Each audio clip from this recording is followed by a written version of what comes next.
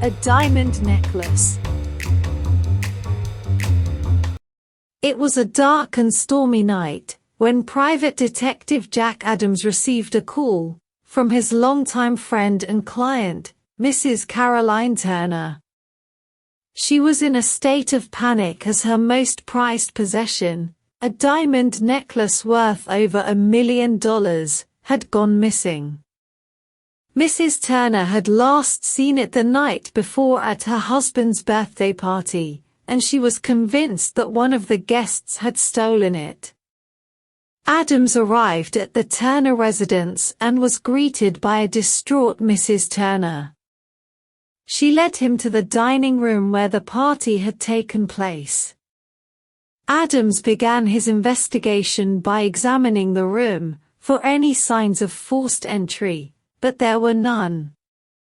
He then questioned the Turner household staff, who had been present at the party, but none of them had seen or heard anything suspicious. The guest list for the party was quite extensive, and Adams knew it would take some time to question each one of them. He started with the guests, who had arrived early, and worked his way through the list, asking them if they had seen anything out of the ordinary, or if they had noticed anyone acting suspiciously. As Adams questioned the guests, he began to notice a pattern. Several of them had mentioned seeing a man they didn't recognize walking around the house during the party. One guest, in particular, described the man as tall, with dark hair and a distinctive scar on his cheek. Adams asked the Turner security team to check their surveillance footage from the night of the party. After reviewing the footage, they spotted the man the guests had described. He had entered the house through the front door, and his face was clearly visible on camera. Adams asked Mrs. Turner if she recognized the man, but she did not. He then decided to take a closer look at the footage, and as he watched it repeatedly, he noticed something peculiar. The man was wearing a distinctive ring on his right hand. Adams knew that this could be a vital clue. He resumed his questioning of the guests, and started to ask if anyone had noticed the man's ring. After several failed attempts, Adams finally struck gold. One of the guests, Mr. John Smith, had indeed noticed the man's ring.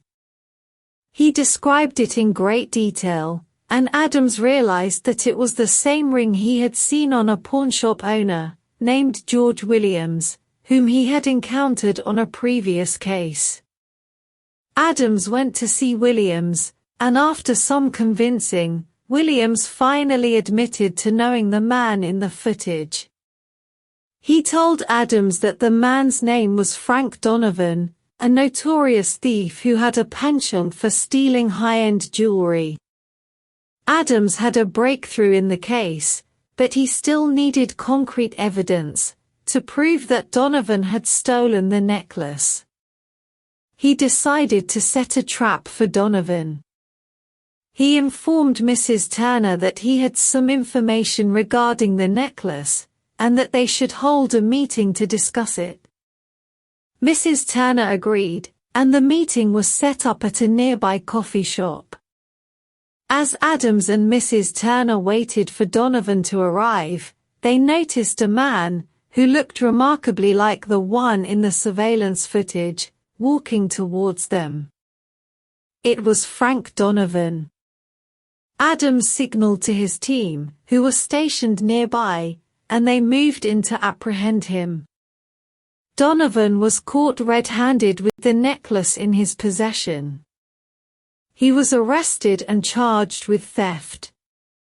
Adams had solved the case and reunited Mrs. Turner with her precious necklace. In the end, Adams discovered that Donovan had been hired by an unknown party to steal the necklace. The identity of the person behind the theft remained a mystery, But Adams was satisfied with having solved the case and bringing Donovan to justice.